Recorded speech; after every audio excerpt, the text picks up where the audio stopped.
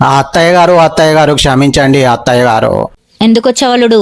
అలిగిన నా పెళ్ళ నా అమ్మోళ్ళ ఇంటికి వెళ్ళి అత్తోళ్ళ ఇంటికి తీసుకుపోయి అందుకు వచ్చిన. ఏడుంది అది సజ్జ మీద దాక్కుందా? అది రాదు. రాకుంటే గుర్ర గుంజుకపోతా.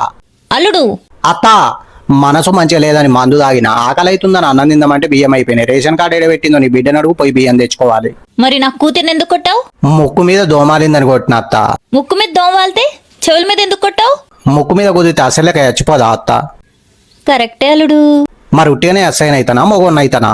3 రోజులు పెళ్ళం కనబడకపోతే కుక్కల నా ఇంటికి వచ్చావు. నువ్వు మొగాడివి. ఏ అత్త మాటలు మంచిగా చెప్తున్నా. గాలి దుమారాలు వేసినప్పుడు కొద్దిగా పానం దడదడ అనిపిస్తుంది, కానీ మిగతా అంతా సేమ్ టు సేమ్ మొగోన్ లెక్కనే ఉంటా.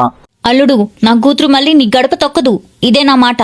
నీ మాటే నీ శాసనం, అంతే కదా. 200 రూపాయల జారుడు సీరియల్ కట్టే తల్లి బిడ్డలకు మీకే అంత ఉంటే 2000 రూపాయల కాటన్ బిల్లు ఒకటే సిట్టింగ్ ఉడగట్టే నాకెంత ఉండాలి? ఏం చేస్తావు? 2 లక్షలు ఖర్చు అయినా సరే నీ ఇంటి ముందు చాయ్ ఆర్డర్ పెట్టుకొని నీ కూతురికి లైటింగ్ కొడతా, 2 రోజుల వడగొట్టుకొని మా ఇంటికి తీసుకుపోతా. ఇదే నా మాట, నా మాటే నా మానం.